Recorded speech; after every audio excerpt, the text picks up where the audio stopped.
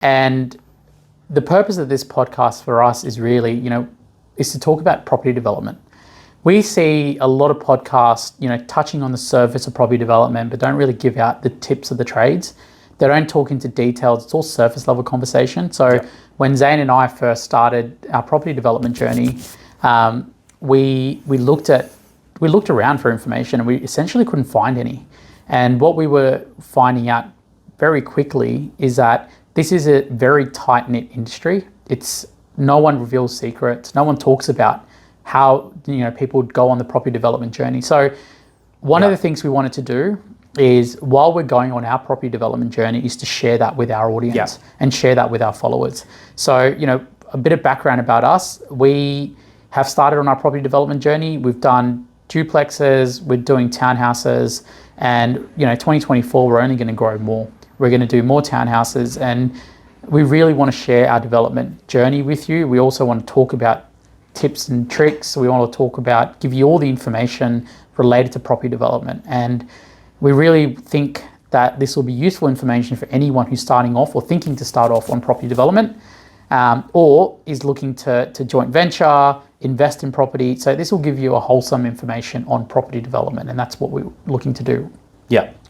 And on top of that, we're going to also bring in industry professionals involved in the entire life cycle eventually. So we'll start off with our designers, town planners, and we're going to bring in some of our key trades as well, because not only do we develop, we also build. A lot of developers, they'll do the development, outsource the build. We do all that in-house, so we get a really good understanding of what's involved from start to finish, quite literally from site acquisition, the due diligence that we need to do there and then, obtaining finance, funding, obtaining your DAs. The whole life cycle.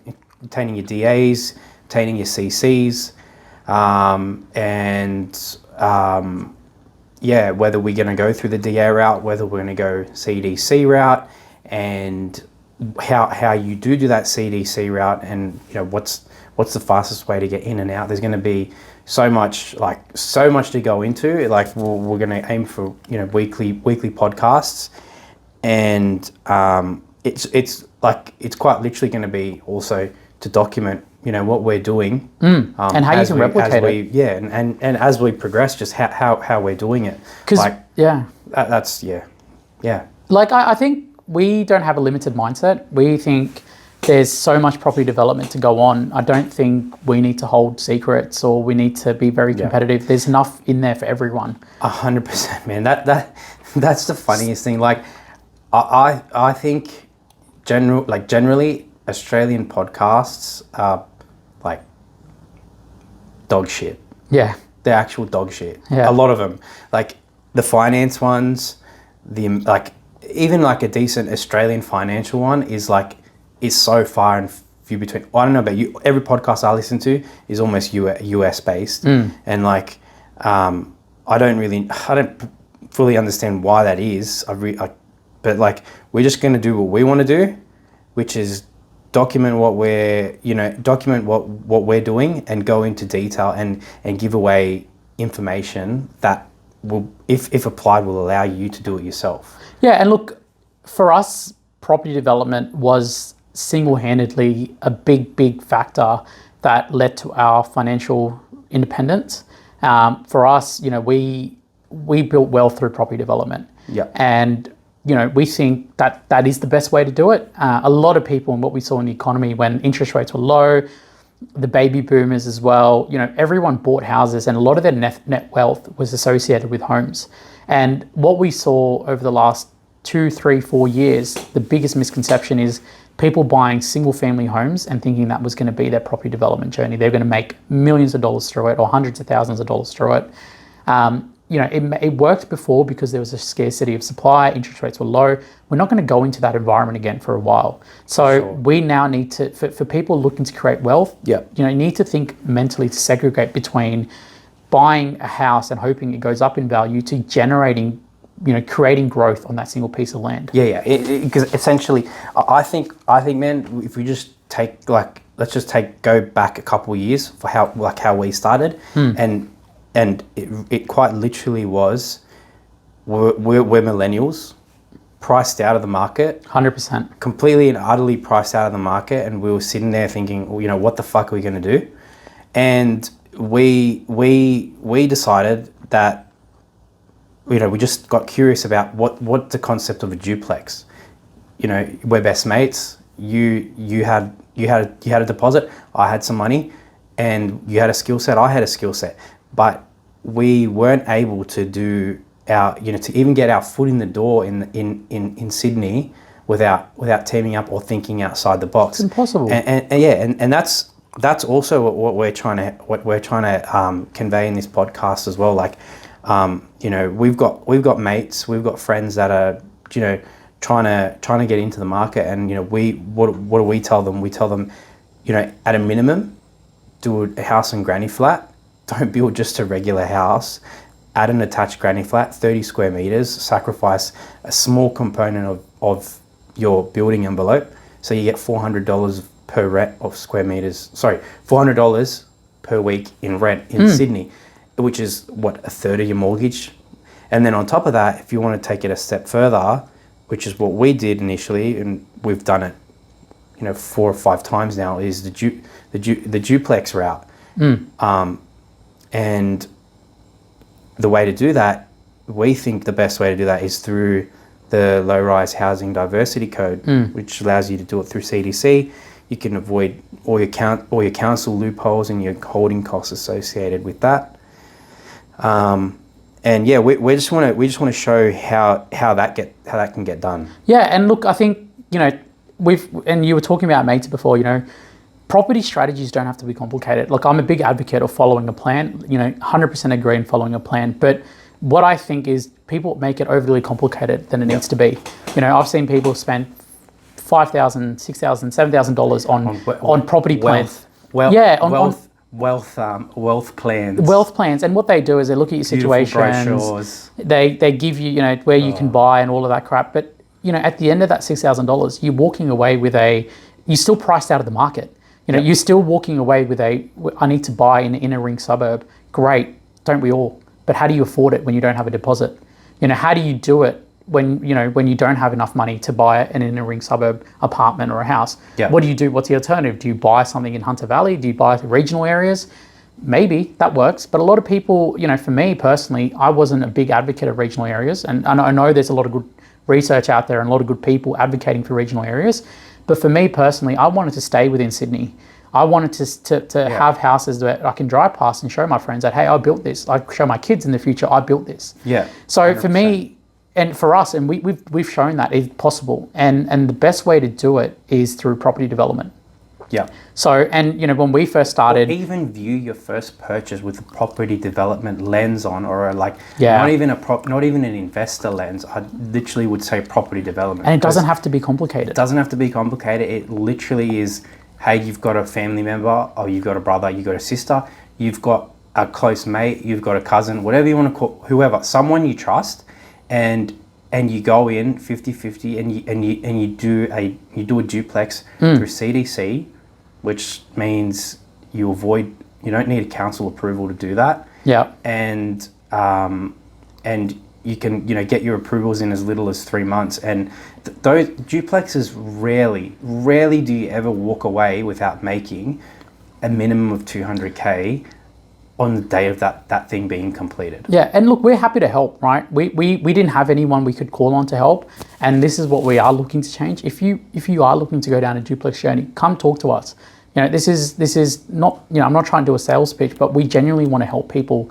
You know, we're millennials, as you said, and, you know, for us, the biggest thing is we all want to get into the property market because we've seen our parents have massive equity built into their houses. That's allowed them to do other things, either retire early, buy other properties. You know, once you're in the property market... We don't have that luxury. We don't have that luxury. In Sydney, like we just don't, especially our generation. Like we don't. So you've got to think outside the box. You've got to think outside the box. And the biggest thing outside the box is the mindset shift. It's okay to rent initially. It is okay to rent vest. You know, I'm a big advocate of rent vesting. I didn't have my own house. I live with my parents. I'm renting now. Yeah. You know, I used the time that I had when I was working, when we started this business. You know, a lot of that hard work was done to get into the property market. Now that we're into the property market, you know, we don't need I to. don't know why I'm laughing.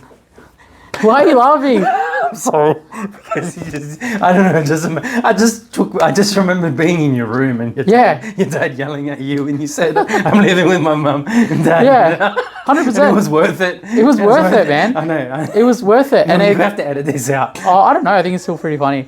I think it was good, and you know, that's the mindset shift as millennials. Like you can rent for a while, but do it with an intention. And the intention is, I want to get into the property market. Do it through development.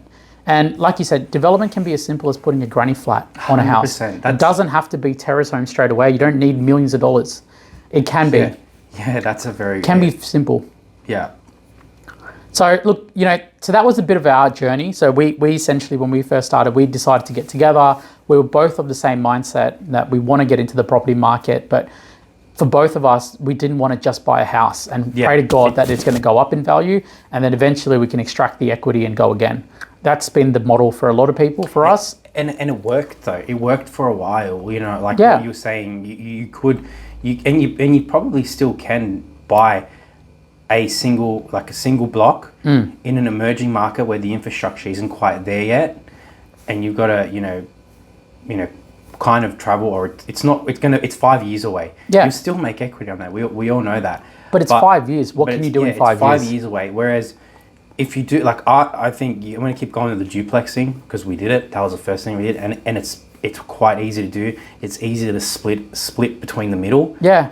You quite literally 50-50. It's so easy to do. You only need another partner. Whereas now we've gone. We're doing 4. We did 4. And now we're doing 8. And it's the same model. It's like, you then split that down the middle with more equity brought to the table. Yeah. So look, and that's one of the things. So now we're going to go into a little bit more detail on the type of options that you have, CDC, DA, duplex, terrace, townhouses. So for me, initially, if you're first starting out on this development journey, again, what you can afford, the first thing is always, house and granny flat's a great option. But build a granny flat. Most blocks now you can do a granny flat. As long as they're 450 square meters. So 450 square meters for detached. Yep. And 12 meters of frontage. Yep. And then there's it's open to dispute or discussion on how you can do an attached one through CDC. On a site that's less than 450 square meters. Yeah. It can be done. There's ways to do it. It has been done. Yeah. It's a bit of a it's a little bit more. It's a bit tricky. It's kind of more of a change. It's like you got to do it in stages, and you got to find a certifier that will interpret the code in that way and be will approve it. But it has been done. It is possible. It's just a bit more complicated. Yeah. And then the next one is duplex, right? That's, for us, it's a very good entry level. There's a lot of blocks and that you can find that are duplex permissible, and Zane will touch on this in a little bit, but CDC duplex, which allows you to bypass council. So that's a really good way to get into the property development space.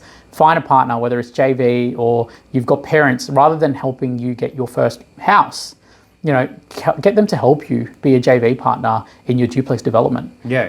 Don't go in there blind. Cut them in. Exactly. With some profit. Yeah. At the end as well. And that way you're giving back to your parents who are helping you, but also you get into the property. You keep one, you sell one, or you rent them both out. Then it opens you up to what you want to do next. Yeah. So once you get into the duplex, once you're into the property market, that's it, right? Then you can just iterate your game plan. For us, what we did was we sold one and we kept one, and now it's been rented out. So that one's in a really good area. It's going to appreciate, it's going to get capital growth, but it's also getting good rental growth on there now. So, and then once you've done your duplex, you've sold one, you pay down your loan, now you're ready to go again.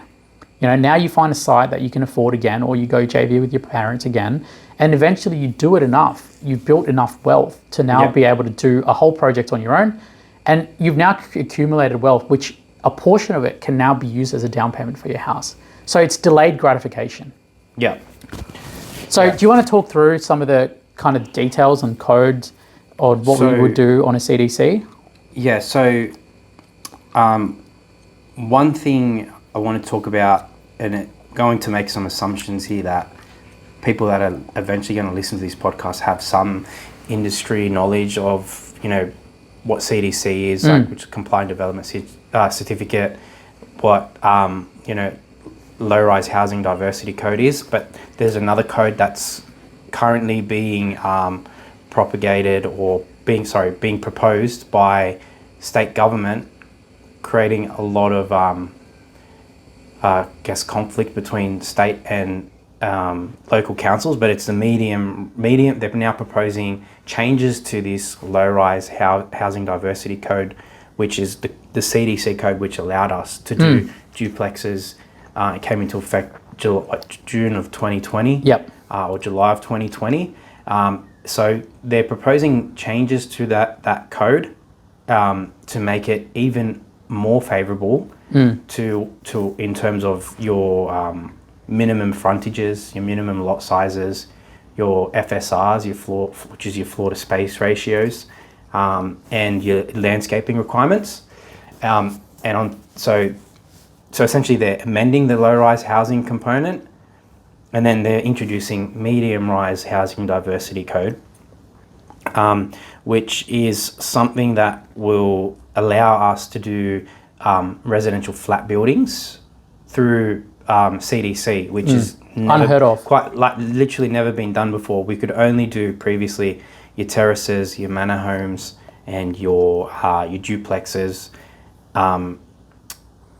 all through CDC, and additionally, they're proposing to potentially overrule some of the heritage constraints or the little loopholes that councils, some of them, they're not all bad, are trying to push back on this code, which they did with the initial code in 2020. Yeah. Some councils asked for extensions to allow for their LEPs to be updated to not be in conflict with the proposals that state was trying to bring in. But I think this, like Chris Minns, is pretty switched on, and he knows. I think he's learnt from that. So we think that this code is going to come into effect, where we've geared up for it. Like we've purchased some AI software. We've shortlisted a few sites. We've studied the 45-page exhibition document that state has put forward on the DPI website, and everyone can read it. But we're going to go through like a real brief summary snapshot of that, what the code initially was in 2020 and the changes that they're proposing here. And look, the purpose and why government's doing this is we've got such a housing shortage. Yes. And why that needs to happen and why we think it's a really good step is even with the low-rise medium density code, you had all these council rules which, prohibited duplexes in some areas because, for minimum lot size and whatever. So it only gave you an X number, so a very limited number of sites where you can do duplexes. Yes, states caught up. Sorry, they've caught on to that, and they know that they're going to have to, in some circumstances, force council's hand, and that's, in my opinion, warranted, because currently the way housing is being delivered in Australia is two ways, right? High-rise apartments. Yep. High-rise apartments, urban sprawls. Yep. And when we say urban sprawl, we mean residential subdivisions. Getting further and further away. Further and further away from employment centres and areas where we quite literally build the infrastructure for. It creates a premium for it. So then there's no longer high amounts of large blocks of parcels of land because the infrastructure's there. So then everyone's priced out, and then we keep moving out further and further as the infrastructure comes in. And I think even and state, I just want to finish that point. States caught onto that, and that's the whole. If you read the document, it's very well thought out. We're very well thought out. They can see that is the trend, and at the moment, like council doesn't allow us to do, where council currently allows us to do high-rise apartments, medium rise, they also will allow you to do high-rise apartments, just as an example. And that is what attracts, you tier one developers doing high rises. Now they're purely there for yield requirements, and if you can do, like, that's their goal. They want to maximize. So they're never going to do a 21 meter apartment if they can do a 45 meter one. And state government is caught on to that, and they're like, hey, what if we allow 21 meter apartments to be done? Then that opens the gates to smaller sized developers to get in and out quick through CDC, which is what we're gearing up to do. Yeah, no, I agree. And government should be, like, with the low rise medium density code, what we saw is, take an area, for example, Concord. Houses there are at a premium. There are 3 million, 4 million, and they're all old houses for people, young couples, or, well-off couples that are looking to get into that market. What you would have to do is buy a $2.5, $3 million house, knock it down, build a house, and then once you've finished and you spent like $1 million constructing it, now you've got a $5 million house, and it's expensive, but it won't yield as much. What low-rise medium density allowed people to do is, within those sites, you can build 2 houses. Yep. You can build, attached duplexes or detached duplexes, and it makes it actually affordable, because instead of paying $5 million for a monstrosity luxury home, you can pay $3 million for an attached duplex. You're still getting a full house. Yeah, it's beautiful, and it allows people to get into the market. So the low-rise medium density code really, really made it easier for people to get into the market. Yeah, and man, that's the problem that we have at the moment. Yeah. The big tier one developers are controlling supply. 100%. But that's a result of legislation, which, thank God, finally, states caught onto that to say, hey, like, we don't have a land shortage. We've got a red tape. We've got a red tape issue. Yeah, 100%. We've got a red tape issue. True. It's that so fucking true. Simple. It's so We've got true. a red tape issue, and just like they brought in certifiers in, I think it was the early 90s, right? Certified didn't exist. It was a whole new industry that was brought in from legislative changes, right? Because they're like, local councils can't keep up with the DAs, and we've got greenfield subdivision, like, we're going to allow another avenue for approvals to come into place, right? Yeah, 100%. This is, way I see that, these changes are that version 2.0, because Australia, is still a young and emerging country, but it's growing way too quickly. And I'm telling you right now, man, the private industry is ready to deliver, ready to work. The bottlenecks are bureaucratic. It's red tape. And I think this is a big welcome change. I think what this will allow also is private developers to build medium density houses. It actually brings more supply onto the market, because we know right now, for sure, supply is constrained.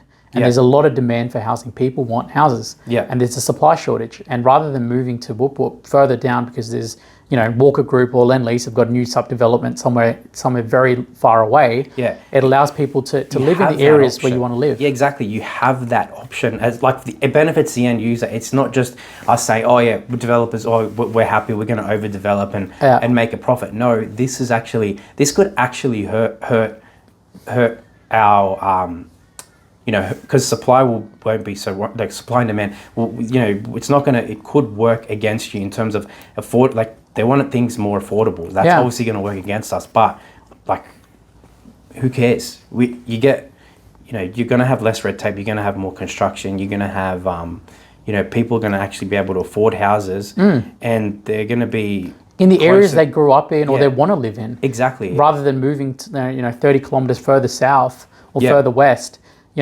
They can still be close to where they want to live. Yeah. And it just brings in more supply, because now you're not limited to buying a house, tearing it down, building something modern. Yeah. You can now have, you can coexist in the areas you want to live. So I think this is a positive change. Yeah. Do you want to take us through? Yeah, I'm going to run through real quick some of the changes of the types of buildings that the CDC code allows us to currently do, and what their proposed changes are. And again, with the proposed changes, look, this is the information we made available to us at this time. It's like nothing's concrete yet. It's the exhibition period ends end of February, and that's like a period where state government is, I think, what are they giving the public and the council the opportunity for feedback, and then at the end of Feb we'll know more. But right now, some of the changes like that we've got, so for currently, like with the low rise component, so for dual occupancies, they're proposing that which is essentially a duplex after the subdivision occurs, they want to allow it in all low density residential R2 zones in New South Wales. So what is it currently? So yeah, currently it's governed by what is in the LEP for each council. So some councils don't allow dual occupancies in R2 zones in their land use table. Yep. So that cuts out that entire council, and there's a lot of them that are actually like that. They're also proposing potentially in all R1 zones, which as well. So again, some councils allow in both R1, R2, and R3. Yeah. And they're saying R1 is up for discussion. R1 is just general residential. But what they're pushing for is R2. Yeah, R2 hard and R1 potentially. So what this could potentially mean, if this change does come into effect, is where those councils have restricted duplex developments in their LGAs in R2 sites, state's going to come in over the top and say, no, duplexes are allowed in your LGA. Correct. On R2 sites, as long as they meet XYZ requirements. Yeah, and those XYZ requirements are a little bit as follows. So at the moment, it's 400 square meters if the LEP doesn't define it, what their minimum lot size is. Again, can't talk about every single council right now, but most of the time it's more than that. Yeah, but most of the time it is more than that at 400. But however, what they're proposing is they want to make it not 400. They want to make it 450 across the board. Yeah, so, and that will be such an amazing change. Because anywhere there's a site that's 450, look, this is where we're going as millennials. No one wants a big backyard anymore. No, we don't have time. No one has time to buy lawns. Where everyone works too much, and you got to maintain. You got to maintain it with no one. And with the right design, 450 in a duplex, that is still a substantial house. So I think this is a really, really good outcome if we can get there. Yeah. So another one of the big changes is the maximum height at the moment for building height is 8.5. They want to increase it to 9.5 meters. Doesn't sound like much, but it actually gives you the opportunity to probably have like an attic or a small loft upstairs, especially if you design a house with decent roof pitch. Essentially, you in subject to detailed design, you could do almost a 3-story house. And you see these designs. They're in America. They're in Canada. These are the type of living that overseas people are used to. We just haven't seen that in Australia. Correct. And they're increasing the FSR slightly and quite like really decreasing the landscaping requirements, which is awesome, man. Like that means you capped it. Like you can build a bigger house if you want to and if your budget permits. Currently, it's a bit smaller, and you've got pretty stringent landscaping requirements, which end up governing what you can do with that site. So those FSR changes and those what else? Sorry, those FSR and landscape requirements are being relaxed for every type of medium density dwelling. So that includes manor houses, multi-dwelling housing terraces as well. But I'll just finish. Yeah, I think just go through what. So I'll just summarize real quick on the dual occupancies, the changes. So like we said, proposing to be allowed in all R2 zones, in all councils, in the 6 major cities, and then there's a maximum building height from 8.5 meters to increase to 9.5. Then there's the minimum site areas to be 450 square meters. And another big one, this is massive actually, is the frontage is no longer a minimum requirement of 15 meters, it's 12 meters. That's great. Which again opens up way more dual occupancy permissible sites. Whereas currently, I think the rationale was like you're allowed to detached granny flat and 12 meters, but not a duplex. Well, functionally, you can actually achieve that. So states caught up on that, said enough is enough. We need more supply. Yeah. And then, do you want me to talk about the next? That pretty much touches on all the duplexes. I think keep going down. I think go touch on manor. Yeah. So again, manor houses. The way to explain what a manor house is just think of it as like a very small two-story apartment building. Yeah. Two-story apartment with two by two units stacked on top of one another in a low rise. And you could build those. So the last code allowed you to build those in R3 sites, and essentially, but the requirements that they had, and what because we really wanted to do manor houses. We were looking at areas, university areas where we thought manor houses could be a great product for students wanting to live. Yeah. But one of the limitations we saw, the massive landscape requirements, the FSR, it really didn't make it feasible. The FSR was the biggest deterrent here. If you'd ask any designer, that was the biggest issue. Is it was 25% of the site area plus 150 square meters, which is absolutely it's not functional. Rubbish. It's not feasible either for any developer. It's not functional. So now what they're proposing is for it to be allowed in low density R2 zones within station and town centre precincts in the 6 city regions. Now, R2 is, so within station and town, so we'll get to that in a minute, what that means. But again, R2 zone, whereas typically before it was almost always R3 at a minimum. So again, increasing maximum building height to 9.5 meters. The FSR is now 80%, which is like ridiculously crazy. It's what you need to build a small apartment. Yeah, which is what you're doing. And now I think in my mind it makes some sites more feasible. Yep, definitely. And then so minimum site area has been decreased from 600 meters squared to 500 meters squared. Yep. And the minimum lot size has been minimum lot width. Again, same as a duplex. I guess, yeah. So yeah, from 15 meters to 12 meters. And they've actually decreased the minimum parking space requirements from 1 to 0.5 spaces per dwelling. And people are probably going to crack the shits now and thinking, oh, parking's an issue in all these spots. How are you going to have parking?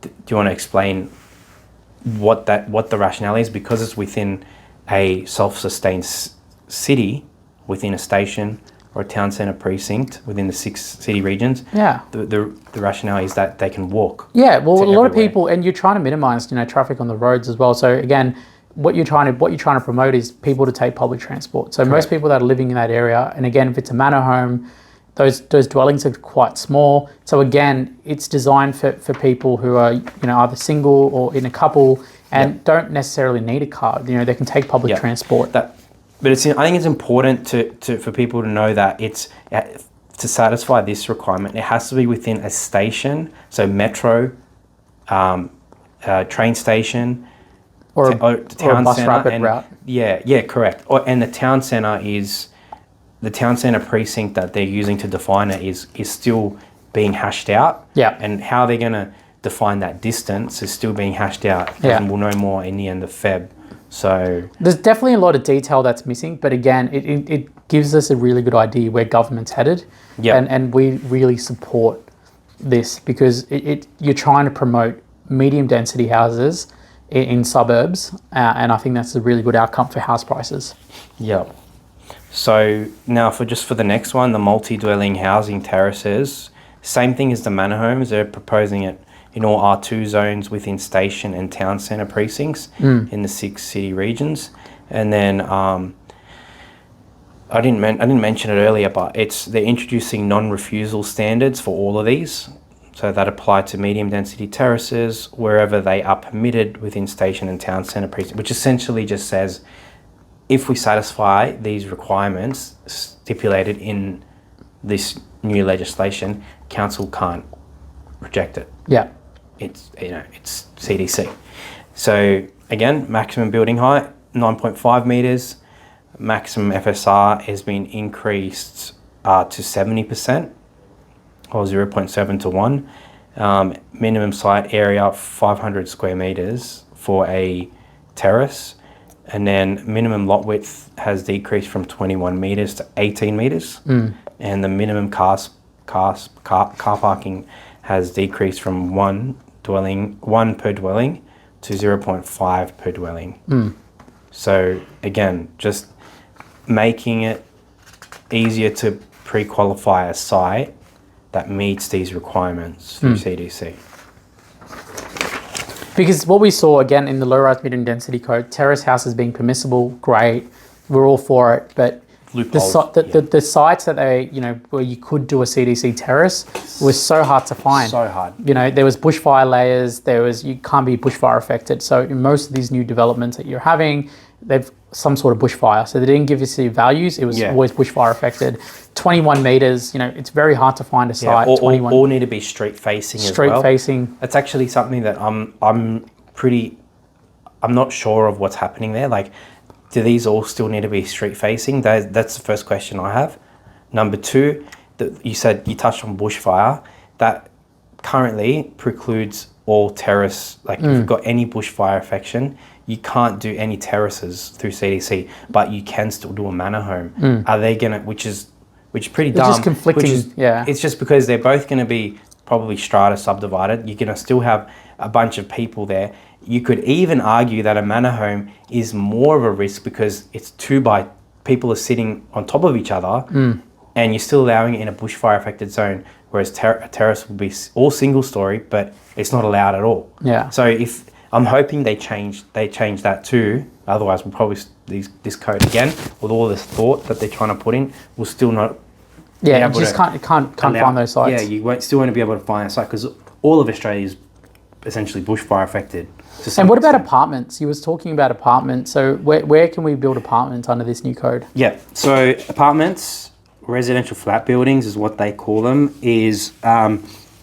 So they want to permit RFBs with consent in the R3 in R3 zones, which is medium density housing, within station and town centre precincts in the 6 cities, in the 6 city regions. And depending on whether you're 400 meters or 800 meters within the station or the town centres, that determines your maximum building height and your FSR. So if you're within 0 to 400, the maximum building height is 21 meters and your maximum FSR is 3 to 1, which is just insane. And then within the outer region, so within 400 to 800, they slightly decrease it to 16 meters and a maximum FSR of 2 to 1. Which is still ridiculously high. Yeah, insane. And they're trying to also promote shop top housing, which is essentially commercial mixed use on the bottom and then residential dwellings on the top, which is like if you go to Alexandria, go to Newtown, all those areas. That's how it's done. You go to Europe, you go anywhere like that. That's how it's done. We need to catch up.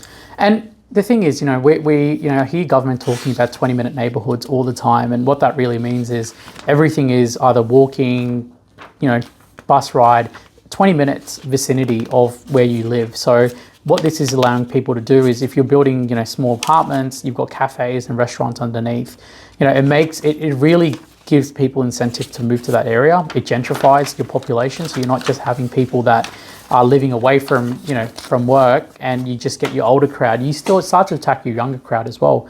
People want to, rather than moving away from home into town, into city, you're now having people move into apartments in the area that they grew up in.